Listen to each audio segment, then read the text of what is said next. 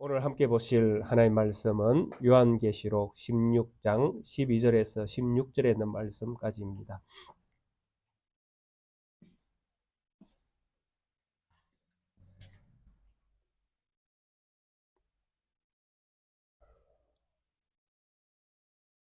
계시록 16장 12절에서 16절에 있는 말씀까지 함께 한 목소리로 합독하겠습니다. 또 여섯째 천사가 그 대접을 큰 강 유브라데의 소돔에 강물이 말라서 동방에서 오는 왕들의 길이 예비되었더라.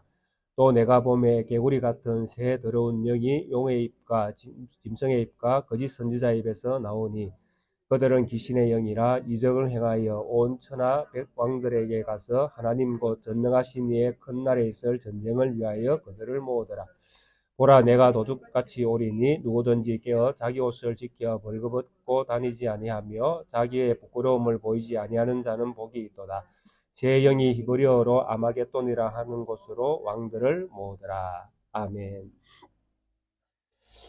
요한계시록 15장부터 16장, 17장 이렇게 해서 계속 우리가 이제 마지막 재앙으로 이렇게 하나님께서 요한에게 보여주셨던 그 현상들을 우리가 말씀을 통해서 확인을 하고 있습니다.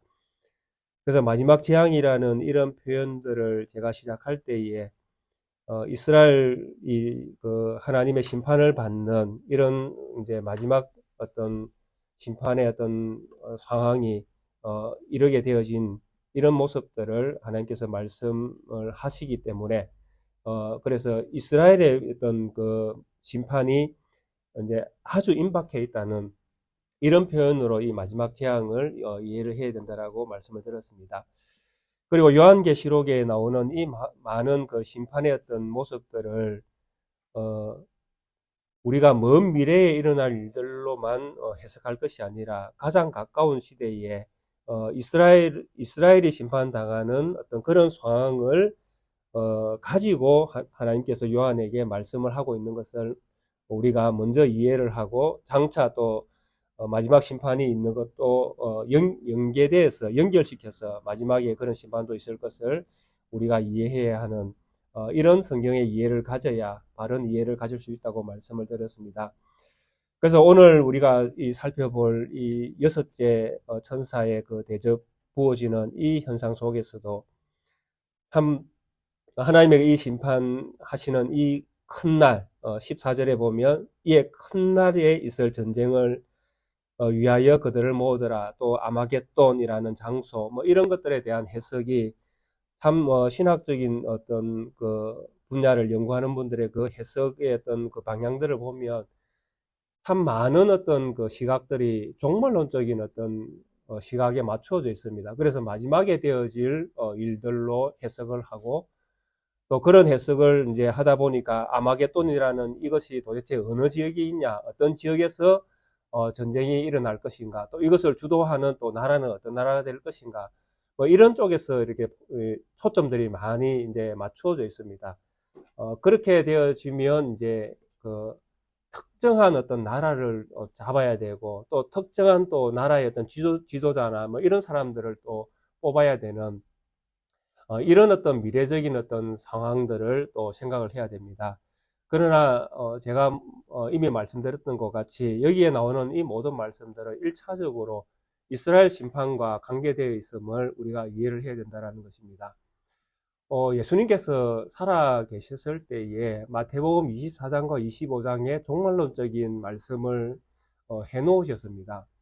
근데 예수님께서 그 마태복음 24장과 25장의 종말론적인 그 하나님의 어떤 심판의 날을 이야기할 때에 예수님께서 무슨 말씀을 하시는가 하면 이 세대가 다 지나기 전에 이 일이 이루어질 것이다. 이렇게 예수님께서 말씀을 하셨습니다.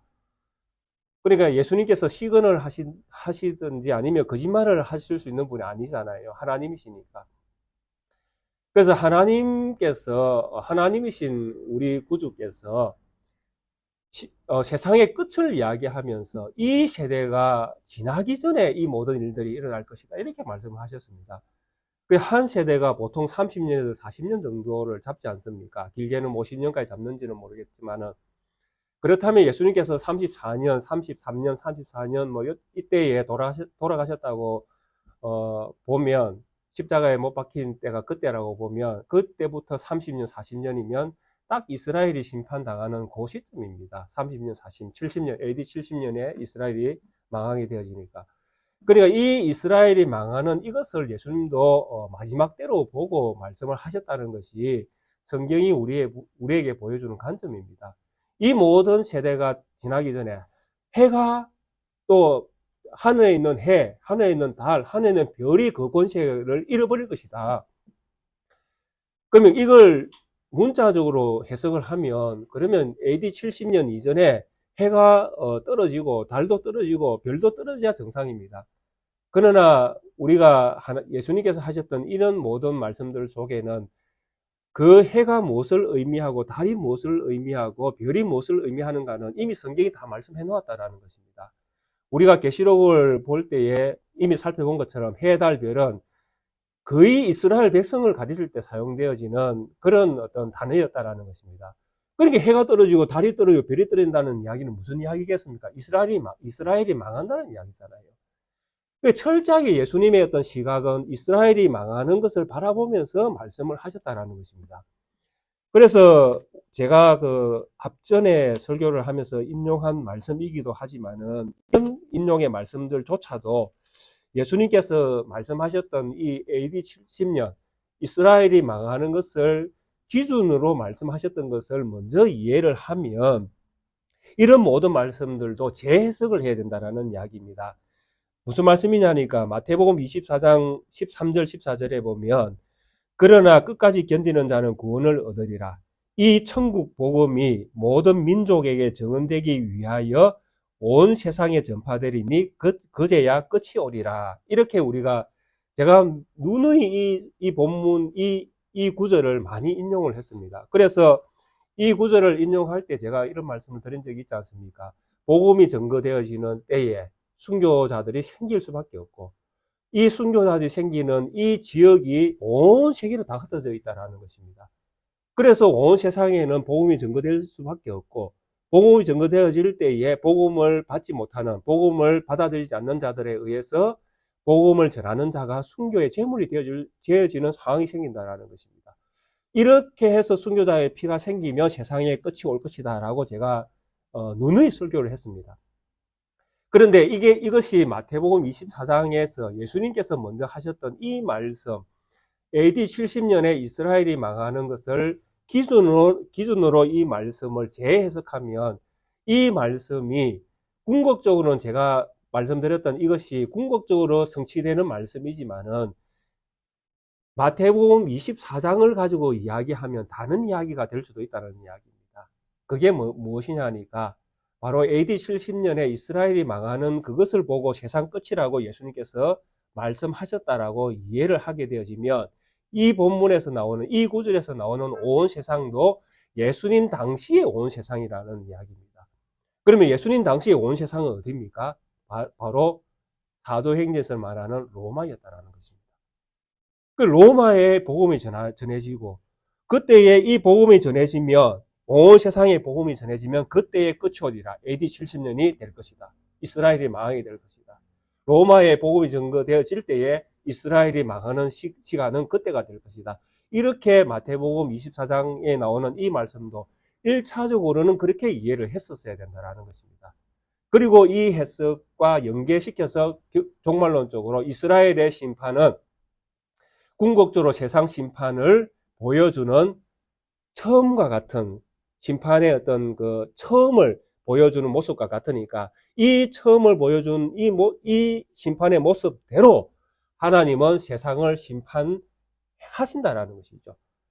그래서 끝에는 무엇이 있습니까? 세상의 종말이 있다라는 것입니다. 그래서 이스라엘이 심판당했다라는 이 이야기는 세상도 심판을 당한다는 것을 보여주는 징조가 되는 것입니다. 왜냐하니까 하나님의 선민조차도 하나님이 심판을 하실 수밖에 없을 정도로 타락했다라는 것이죠. 그러면 세상은 볼 것도 없다라는 이야기입니다. 그래서 이스라엘의 패망은 무엇을 보여주는 거울과 같습니까? 세상 심판을 보여주는 거울과 같다라는 것입니다. 그래서 우리가 요한계시록을 볼 때에 이스라엘을 심판하는 이야기로 듣지만은 결국 이 이야기가 어디까지 연결되어 있습니까? 종말까지 연결되어 있는 것이죠. 그래서 1차적으로는 이스라엘 심판에 대한 이야기로 듣지만은 이것으로 끝이 나는 것이 아니라 세상 끝에도 이런 일들이 일어난다라는 것입니다. 그래서 하나님은 이런 세상을 심판하실 수밖에 없게 된다라는 것이죠. 그래서 오늘 우리가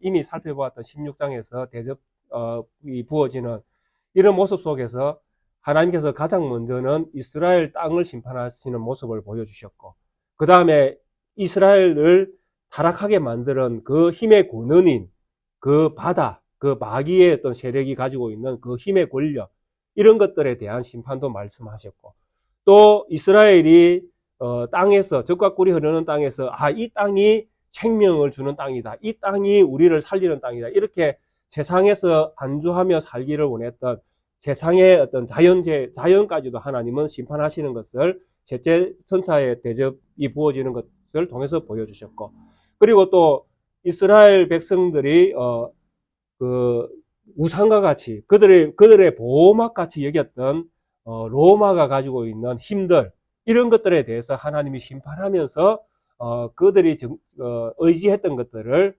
오히려 의지한 것에 의해서 그들이 망할 수밖에 없는 상황이 되게 하심으로 인간들이 의지하는 모든 것들이 헛된 것을 네 번째 천사가 붙는 대접 재앙을 통해서 또 보여주셨다는 것입니다.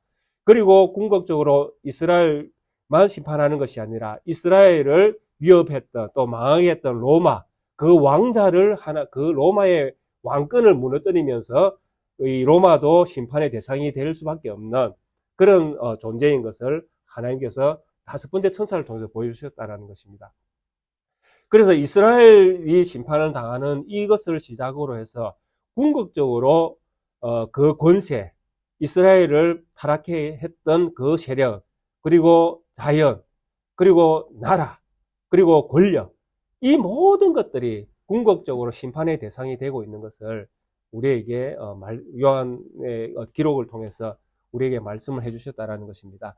그리고 오늘 우리가 볼 이 여섯 번째 천사의 이 대접 재앙도 궁극적으로 이렇게 이스라엘이 심판을 당하는 이런 상황 속에서, 심판의 행위 속에서 남겨지는 자들과 또 그게 하나님의 어떤 군사들과 궁극적으로 대적하는 세력들은 이 심판과 함께 계속적으로 세상은 심판과 구원의 어떤 상황 속에 놓여져 있게 되어진다는 것입니다. 왜냐하면 하나님의 심판이 시작되었으니까 이 심판의 행위 속에서 하나님은 어떤 자들은 살리고 어떤 자들은 또 심판을 당하게 하고 하는 이런 상황들이 계속 생기는 것입니다. 그러니까 예수님께서 말씀하셨던 것처럼 세상 끝까지 복음이 전거되어지는, 그러니까 복음이 전거되어지는 그 끝에 세상 끝이 오니까요. 복음이 전거되어지는 그 영역은 항상 어떤 전쟁과 같은 영역인 것을 이 여섯 번째 천사의 대접 재앙을 통해서 우리에게 보여줍니다. 12절에 보니까 또 여섯째 천사가 그 대접을 큰 강 유브라데 소돔에 강물이 말라서 동방에서는 왕들의 길이 예비되었더라. 이제 전쟁을 위해서 길이 열려지는 것을 우리에게 보여줍니다. 그런데 이 전쟁을 위해서 예비되어지는 그 길이 어디에서부터 열려지는가 하면 동방에서부터 열려집니다. 이 동방이라는 이 표현은 이스라엘 백성들이 살고 있는 팔레스타인 땅을 기준으로 동쪽을 이야기하는 표현입니다. 그들이 살고 있는 땅에서 해 뜨는 곳. 그래서 이 유브라데 강은 그 이스라엘 백성들이 살고 있는 지역의 가장 북쪽 경계 지역에 해당되어집니다. 북쪽 경계에서 동쪽으로 치우쳐져 있는 그쪽에서 그 나라들이 일어나서 이스라엘 백성들 땅으로 그 세력들이 넘어올 그런 길들이 예비될 것을 이야기하고 있는 것입니다. 그래서 이것은 궁극적으로는 그 이스라엘 말기 시대를 그 기준으로 보면, 다니엘이 예언한 그 기준으로 보면 다 그 네 나라가 중심이 되어 있습니다. 바벨론, 메데바사, 그 다음에 헬라, 로마. 이 민족들이 다 동쪽에서 이렇게 넘어오는 이런 어떤 대상들이 되어집니다. 그런데 그 에스겔로 가면 또 이사야나 이런 데 가면 하나님께서 예비한 이 전쟁, 마지막 때의 전쟁은 어떤 특정한 나라를 지정하지는 않습니다. 실제로는요. 처음에는 뭐 바벨론이었고 그 앞에는 아수르 뭐 많지 않습니까? 애굽 뭐 이런 여러 나라들을 심판의 대상으로 하나님은 늘 말씀을 하시는데 종말론 쪽으로 가면 특정한 나라가 없습니다. 온 세상이 다 하나님의 심판의 대상이 되어지고 하나님의 대적이 되어집니다. 그래서 뭐 이렇게 동방에서 나오는 이런 어떤 나라, 유브라데 강을 건너서 오는 나라 이런 부분들에 대해서 말씀을 연구하는 학자들도 이스라엘 말기로 보면 바벨론, 메데바사, 뭐 헬라, 뭐 로마 이렇게 특정할 수 있지만은 궁극적으로는 온 세상의 모든 나라가 해당이 되어진다 이렇게 해석을 합니다. 그게 아마 그 타당하다고 저도 생각이 되어집니다. 왜냐하니까 이런 어떤 표현들을 온 세상의 모든 나라들이 하나님의 대적으로 이해를 하지 아니하면 이런 어떤 본문에 나오는 이런 부분들을 통해서 특정한 나라를 자꾸 지정하게 되어져요. 그래서 지금 뭐 세계의 어떤 정세를 보면 가장 힘 있는 나라, 뭐 미국, 중국, 뭐 러시아, 뭐 이런 특정한 나라를 이제 지목하게 되게끔 되어 있습니다. 그래서 미국이 뭐 하나님을 대적하는 나라가 될 것이다. 그들이 힘을 모으는 뭐 유럽 뭐 EU가 그런 어떤 역할을 할 것이다. 뭐 중국이 그런 역할을 할 것이다. 뭐 이런 식으로 어떤 나라를 자꾸 특정하게 되어집니다. 그러나 성경은 어떤 한 나라가 심판의 대상인 것을 말씀하는 것이 아니라 궁극적으로 온 세상이 심판의 대상인 것을 말씀을 하고 있습니다. 그래서 복음이 증거되어지는 모든 세상 끝에는 하나님의 대적들이 다 자리를 잡고 있잖아요. 그들이 다 하나님의 복음의 말씀을 환영하는 것이 아니라 오히려 배척하는 사람들이 훨씬 많지 않습니까? 그래서 이런 그 유브라데 강을 건너서 오는 이런 동방에서 오는 이런 나라들의 길이 예비되어 있다는 이런 표현들을 이스라엘 백성의 입장에서 말기로 보면 제가 방금 드렸던 그 네 나라가 해당이 되어지지만은 종말론 쪽으로 해석을 하면 온 세상이 다 해당되어지는 것으로 이해를 해야 됩니다. 그래서 그렇게 해석을 하는 것이 바람직하다 이렇게 보여집니다. 그래서 이 유브라데 강을 통해서 이렇게 건너오게 되어지는 이런 어떤 표현들은 앞서 그 요한계시록 9장에서도 이미 나왔습니다. 요한계시록 9장 그 14절과 16절에 보면 나팔 가진 6째 천사가 나팔을 불 때에 큰 강 유브라데에 결박된 네 천사를 놓아주지 않습니까? 그래서 네 천사가 놓였으니 그들은 그 년 월 일시에 이르러 사람 3분의 1을 죽이기로 준비된 자들이라. 마병대의 수는 2만만이더라. 이렇게 해서 유브라데 강을 건너서 유브라데 강을 중심으로 해서 그 준비되어 있는 마병들을 이야기하고 있었지 않습니까? 이런 모든 대적들이 세상에서 끊임없이 일어나는 것입니다. 그래서 복음이 증거되어지는 이 세계 속에서는 그렇게 바른 복음이 증거되어지는 그 속에서는 언제나 하나님을 대적하는 자들이 생기게끔 되어 있습니다. 그래서 예수님의 시대를 보면 너무나 우리에게 명백한 것이지요.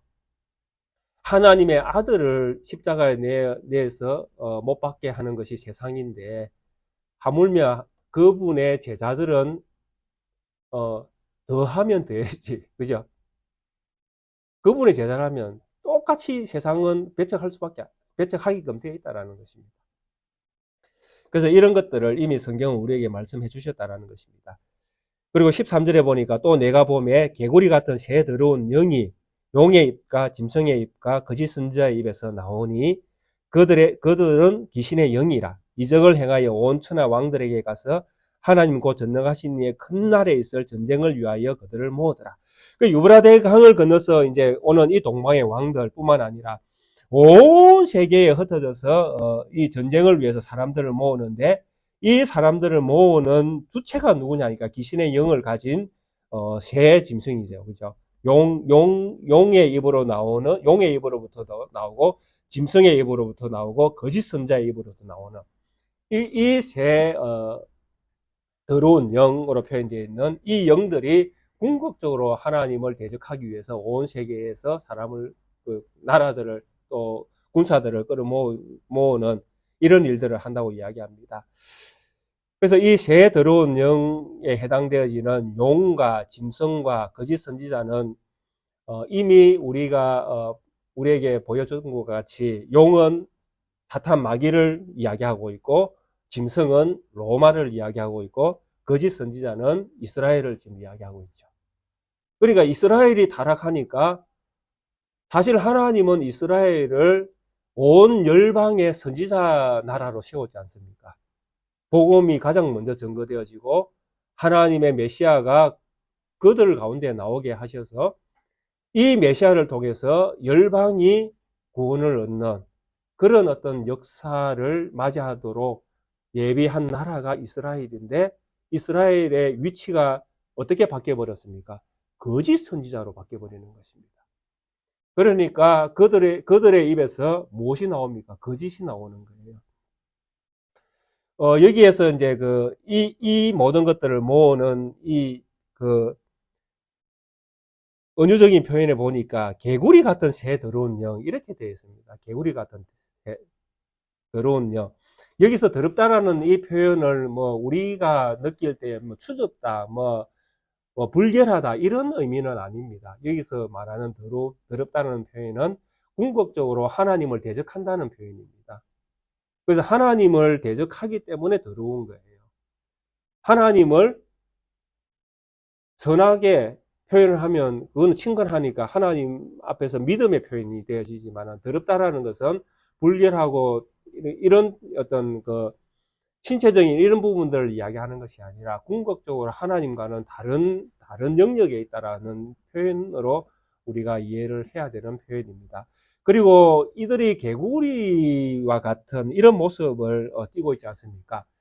그래서 개구리와 같은 이런 모습을 띠는 이런 부분들은 상당히 은유적인 표현들이잖아요. 그래서 개구리가 어떤 습성을 가지고 있는가 하는 이런 부분들을 가지고 하나님은 그 뜻을 담는 것입니다. 예를 들면 구약 성경에 부정한 짐승들 나오지 않습니까? 그죠? 레위기에 보면 부정한 짐승들. 왜 부정한 짐승들을 돼지나 개 이런 것들을 왜 부정하다고 성경이 말씀을 합니까? 왜 하나님은 그걸 부정하다고 이야기하죠? 특히 대책임질하고 굽이 갈라져 있으면 괜찮다 하는데 대책임질 못하고 굽이 안 갈라져 있으면 다 부정하다 그러거든요. 성경이 동물을 짐승을 대할 때에. 그래서 돼지 이런 것들은 대책임질 안 하니까 부정하다. 개는 굽이 안 갈라져서 부정하다. 이렇게 성경은 말씀을 하거든요. 왜 그런 말씀을 하시겠습니까? 왜 어떤 메뚜기는 부정합니까? 부정하지 않습니까? 날개가 있는데 뛰는 놈은 부정하지 않다라고 이야기하잖아요. 메뚜기는 뛰니까 부정하지 않다라고 이야기하고 날개 있는데 못 뛰는 놈들, 기 다니는 것들은 다 부정하다고 이야기하고 이런 것들을 왜 성경이 그런 어떤 기준들을 설정해 놓았겠습니까? 이유가 무엇이겠습니까? 이게 다 그리스도인들, 하나님을 믿는 믿음의 사람들의 어떤 습관과 연결되어 있는 표현들입니다. 제가 볼 때에는. 되새김질을 한다는 이야기는 무슨 이야기겠습니까? 말씀을 끊임없이 되새긴다는 표현입니다. 그러니까 하나님 자녀는 끊임없이 말씀을 되새기는 쪽에서 접근을 할 때에 되새김질을 하는 것은 선하게 보는 것입니다. 굽이 갈라졌다는 이야기는 무슨 이야기죠? 굽이 안 갈라졌다는 이야기는 발 전체를 어디에 의지하고 있습니까? 땅에 의지하고 있잖아요. 굽이 갈라졌다는 이야기는 무엇입니까? 전체가 다 땅을 의지하는 것이 아니라 갈라진 만큼은 땅을 벗어나 있다는 이야기잖아요. 그러니까 하나님의 자녀들은 땅을 의지하고 사는 사람이 아니라는 표현들이죠. 그런 표현들 자체가. 뛰는 놈들도 마찬가지죠. 땅을 생명으로 사는 동물이 아니다는 표현이거든요. 땅을 뛰니까요. 땅에서 오르는 표현을 메뚜기들이 하고 있으니까요. 그래서 이런 것들이 다 은유적인 의미들이거든요. 하나님께서 그런 어떤 습성들을 가지고 하나님께서 의미를 담아 두시는 것이거든요. 그러니까 이 개구리도 구약 성경에 보면 부정한 동물입니다. 그렇잖아요. 비늘이 없으니까. 부정한 동물이거든요. 그리고 이스라엘 백성이 애굽에서 나올 때에 개구리 재앙이 두 번째 재앙입니다. 근데 이들의 습성이 개구리의 습성이 개구리의 습성을 보면 가장 어떤 습성을 가지고 있습니까? 개구리는 한마디로 시끄럽잖아요. 안 그렇습니까? 밤에 개구리 울음소리 한번 들어보시면 그게 뭐 좋게 들립니까? 좀 시끄럽게 들립니다. 하여튼 뭐 듣는 사람 입장이 좀 다를 수도 있겠지만은 성경은 이 표현을 시끄러운 표현으로 봅니다. 그리고 오늘 이 본문에서 어떤 이야기를 하고 있습니까?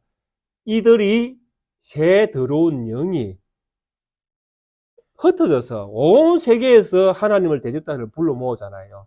그러니까 끊임없이 이 말도 안 되는 소리를 찌끄려서 사람들을 모아가지고 하나님을 대적하게 만드는 이런 역할들을 한다고 개구리라는 이 표현을 쓰고 있는 것입니다. 제가 볼 땐 그렇습니다. 그리고 그 애굽의 재앙을 보면 또 이런 것도 우리가 이해를 할 수 있습니다. 개구리가 올라왔던 것들을 다시 나일강으로 이제 돌려보내잖아요. 이제 그 바로가 이제 청을 넣으니까 모세가 또 그렇게 또 하나님의 명을 받아서 했는데 그 개구리들이 많이 돌아가서 어떻게 되어집니까? 죽습니다. 그래서 죽은 개구리들을 백성들이 모아가지고 이렇게 무더기를 만들어 놓아요. 거기에서 무엇이 생깁니까? 예, 악취가 생깁니다. 그래서 이 출애굽기에 보면 이 무더기에서 악취가 나냐 이렇게 표현을 하면서 이 개구리의 재앙이 얼마나 그 인간들 안에서 더러운 냄새를 풍기는가 하는 이런 것들을 그렇게 악취가 난다는 이 표현이 사실은 뭐 살 수 없는 어떤 그런 그 표현이잖아요. 악취가 난다는 거는 여기가 이 장소가 살 수 없는 장소가 됐다는 이런 의미도 될 수 있으니까요. 궁극적으로 이 개구리가 가지고 있는 이런 어떤 그 상징은 좋은 게 하나도 없습니다.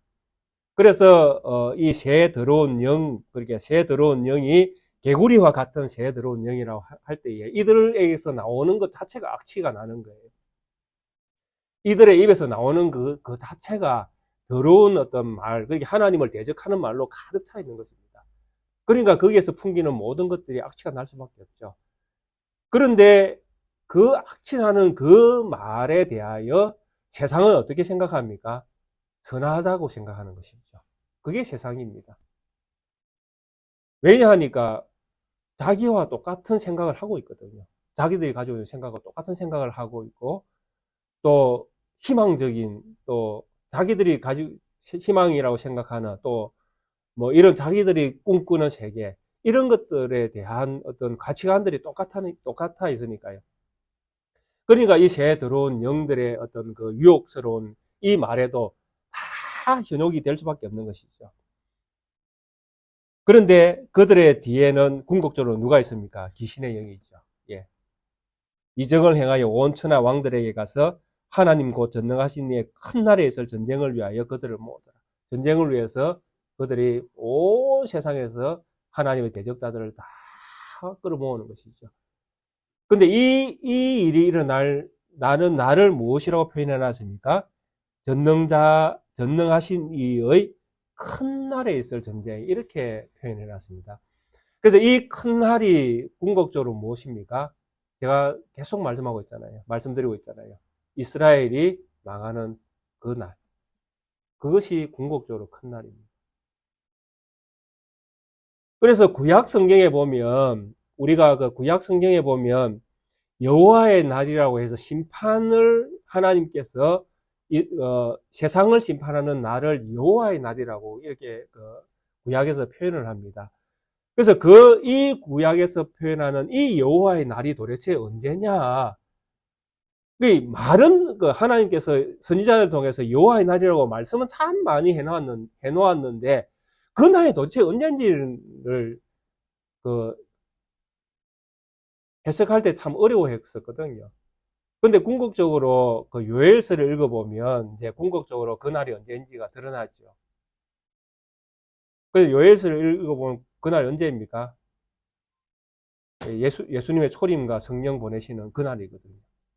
그때가 여호와의 큰 날, 하나님께서 실제로 심판하는 날이었다라는 것이죠. 왜 하나님께서 심판하시는 날을 예수님의 어떤 그 초림과 성령 오시는 그때를 왜 하나님께서 세상을 심판하는 날로 그렇게 이해하게 하셨습니까? 바로 예수님께서 오셔서 십자가를 지고 부활 성천에서 성령이 오시면 그때부터 세상은 끊임없이 심판이 시행될 수밖에 없는 이제 그 날들이 될 수밖에 없다라는 것입니다. 왜?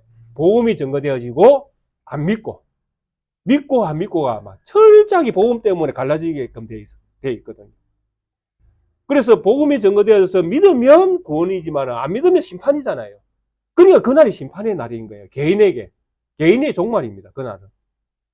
그래서 구약이 말했던 여호와의 날은 철저하게 예수님의 초림과 이렇게 맞춰져 있었다라는 것입니다.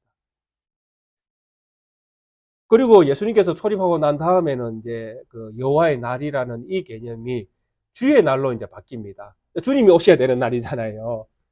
주님이 오시는 날을 이제 이야기할 때에 성경이 주의 날 이런 표현, 주의 날은 어떻게 옵니까? 주의 날은 어떻게 오죠? 신약 성경에서 이제 주의 날을 이야기하면서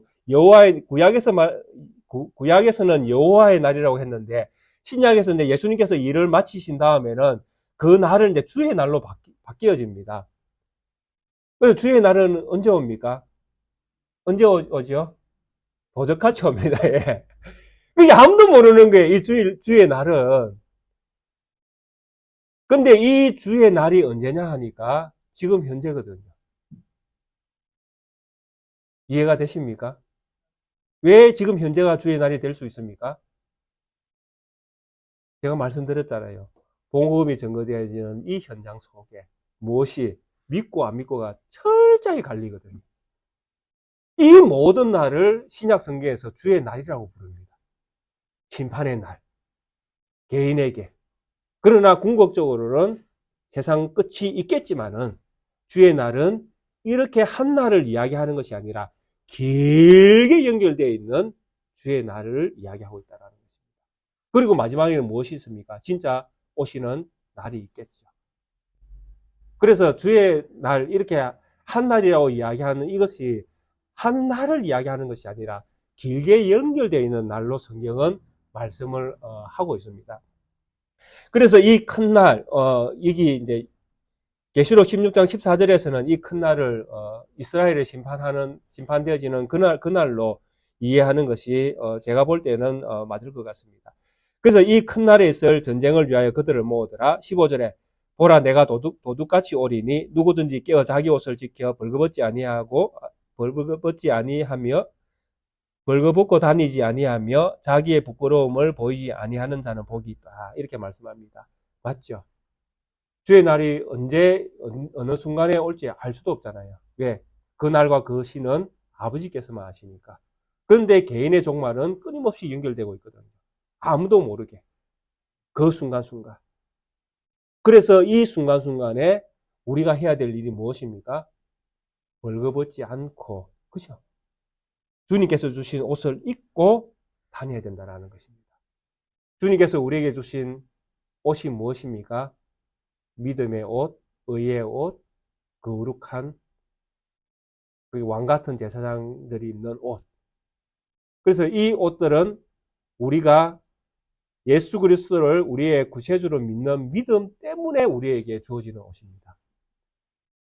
그래서 이 15절에서 표현하고 있는 이 표현들은 궁극적으로 이스라엘 백성들이 그 시대의 환경 속에서 말씀하면 황제 숭배에 빠지지 아니하고 오직 예수 그리스도가 우리의 구세주인 것을 고백하면서 살아가는 그 모습을 가리키는 것이죠. 그래서 시대마다 이런 어떤 그 믿음의 어떤 정체성을 지키기 위해서 고백해야 되는 환경들은 달라질 수 있습니다. 그렇잖아요. 이스라엘 백성들이 살던 그 시대에는 황제 숭배가 가장 위험한 어떤 자기들이 배교할 수 있는 무기가 될 수 있었다라는 것입니다. 그러나 우리 시대에는 우리가 배교할 수 있는 또 어떤 환경은 다르잖아요. 우리가 뭐 대통령을 뭐 신으로 숭배하라 이렇게 우리가 강요받지는 않고 있지 않습니까? 그럼 우리에게는 무엇이 우리로 하여금 하나님을 믿지 못하게 하는 그런 어떤 요인들이 될 수 있겠습니까? 그게 우리 시대에는 다른 요인이 또 하나님을 믿지 못하게 하는 그런 어떤 그 작용을 하는 또 도구가 달라질 수도 있다라는 것입니다. 그게 명예가 될 수 있고 돈도 될 수 있고 권력도 될 수 있고 뭐 아니면 자기 뭐 이름을 내는 뭐 이런 일들도 될 수 있고 뭐 자기의 뭐 여러 가지 뭐 될 수 있죠. 이 모든 것들은 우리의 환경 속에서 달라질 수 있지만은 그러나 궁극적으로 우리가 가져야 될 것은 무엇입니까? 도둑같이 올 수 있는 그 주의 날을 지금 현재에도 사실은 주의 날이니까요. 그래서 이 주의 날에 우리가 무엇을 입어야 됩니까? 하나님께서 우리에게 주신 믿음의 옷을 입고 살아가야 된다는 것입니다. 그래서 믿음의 옷을 입고 살아가는 이 모습을 여기에서는 옷을 그러니까 깨어 자기 옷을 지켜 이런 표현을 쓰고 있지 않습니까? 이미 하나님께서 우리에게 옷을 입혀주셨으면 입혀주신 이 옷을 우리는 뭘 해야 되는 겁니까? 지켜내야 되잖아요. 꼭 이게 안 뺏기도록 남한테 빼앗김을 당하지 않도록 그러니까 배교의 길로 가지 않도록 내가 이 옷을 내 스스로 동염해야 된다는 것입니다. 이게 믿음의 의지잖아요. 믿음으로 행하는 것이고 믿음으로 나아가는 것이고 믿음으로 사는 것이고 믿음을 지키는 것이고 뭐 표현은 다양하게 할 수 있습니다. 그래서 이런 표현들을 통해서 우리가 하나님을 믿는 믿음을 잃지 않도록 우리가 믿음의 정신을 늘 바르게 깨어 지켜내야 된다. 이런 사람들이 복이 있는 사람이다. 이렇게 말씀을 하고 있습니다. 그러면 우리에게 이런 질문도 던질 수 있죠. 나는 복이 있는 사람인가? 여기 어떻게 대답할 수 있습니까? 아멘 할 수 있죠. 왜? 지금 믿음을 가지고 있으니까요. 믿음을 가지고 있는 그 자체가 복인 거예요. 그러니까 세상 사람들이 원하는 복과 우리가 가진 복은 다른 복임을 우리가 알아야 된다는 것입니다. 이게 복 아닌 걸 가지고 자꾸 복 달라고 이야기하면 하나님도 답답하시죠. 안 그렇겠습니까? 내가 이미 너에게 복을 줬는데 이렇게 말씀하실 거 아니에요, 하나님은. 내가 이미 너에게 복을 줬는데 너는 왜 자꾸 복을 달라고 하느냐? 그러면 우리가 복을 달라고 한다는 이 말에는 무엇이 들어있습니까? 내가 가진 복을 내가 모른다라는 이야기잖아요. 내가 가진 복으로 모르니까 자꾸 다른 복을 달라고 한다는 이야기잖아요. 이렇게 되어지면 우리의 믿음이 의심스러워질 수 있다는 것입니다. 복을 진짜 복으로 볼 수 있는 믿음을 우리가 가져야 되는 것이죠. 그래서 그걸 가지고 있다면 우리는 정말 복이 있다고 믿어야 되는 것입니다. 왜? 이건 제가 말씀드리는 것이 아니라 성경 하나님이 그렇게 말씀하시잖아요. 그럼 하나님이 그렇게 말씀하시면 그게 끝 아닙니까? 그건 끝이에요. 그 다음에는 뭐 더 붙여서 이게 복이고 이게 복이고 그건 다 거짓말이 되는 것입니다. 그러니까 하나님께서 이것이 복이다라고 이야기한 그것에 바꾸어서 또 이것도 복이 될 수 있고 이것도 복이 될 수 있고 이렇게 이야기하면 다 거짓이 되는 것입니다. 그래서 여기서 말씀하시는 부끄러움을 보이지 아니하는 자, 자기 믿음을 지키고 또 벌거벗지 않고 다니는 이런 사람들이 복이 있다라고 이야기하면 우리는 그렇게 믿으면 되는 것입니다. 그리고 16절에 새 영이 히브리어로 아마겟돈이라는 곳으로 왕들을 모으더라. 이런 표현들이 이제 그 목사님들과 또 신학자들이 해석할 때 이게 도대체 어디냐? 이 지역이 어디냐? 뭐 이렇게 해서 막 논쟁이 막 끝이 없습니다. 그래서 제가 서두에도 말씀드렸듯이 이 아마겟돈이라는 이 단어가 정확한 뜻도 사실은 지금도 이견들이 많습니다. 근데 대부분 먹잇도 산지 이렇게 해석하는 것이 그나마 정설이다 이렇게 이해를 합니다. 왜냐하니까 로마가 이스라엘을 치기 위해서 유브라데 강을 넘어와서 먹잇도를 지나서 이렇게 팔레스타인 땅으로 들어오거든요. 그래서 지역적으로 보면 먹잇도 산지, 먹잇도 산 이런 어떤 표현으로 한 것이다. 왜냐하면 1차적으로는 이스라엘 그 시대에 성취된 어떤 말씀으로 이해를 해야 되니까요. 그러나 제가 말씀드렸던 요지는 다르죠. 1차적으로는 이것이 먹이또 산을 의미하는 것이라 할지라도 종말론적으로 어떤 연결시켜서 이해하면 이 지역은 하나의 지역을 이야기하는 것이 아니라 온 세계가 다 하나님의 전쟁터가 되어지는 것을 표현하는 말씀으로 이해를 해야 된다는 것입니다. 왜? 복음이 안 가는 곳이 없으니까요. 복음은 세상 끝까지 가니까요. 그러면 거기는 전쟁이 없습니까? 거기도 전쟁이 일어나고 있거든요. 그래서 여기서 말하는 이 아마겟돈은 하나의 어떤 지역을 말하는 것이 아니라 전 세계가 하나님의 전쟁터가 되어진다는 것입니다. 그 모든 세계 속에 누가 있습니까? 더러운 영들이 다 자리를 잡고 있는 것입니다. 그렇잖아요. 뭐 마귀가 없는 곳이 어디 있습니까? 마귀가 공중거세를 가지고 다 세상 끝까지 자기들의 세력을 넓혀서 지금 사람들을 미혹하고 있지 않습니까? 이런 세계 속에 복음이 증거되어질 때에 삶과 죽음이 나뉘어지는, 그래서 심판을 당하고 살림을 당하는 일들이 세상 끝에까지 일어난다는 것입니다.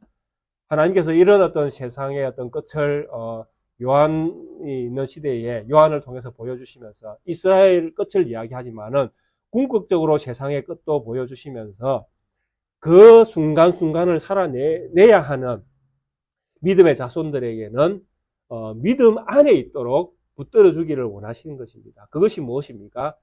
부끄러움을 입지 않도록 하나님께서 너에게 허락한 믿음의 정신을 네가 가진 그 시대에 그 정신 세계 속에 빠지지 말고 믿음의 정신으로 네가 가진 것들을 지켜내라. 그렇게 하나님은 요한의 시대에 말씀하셨고 오늘 우리 시대에 이 말씀을 동일하게 하고 계시는 것입니다.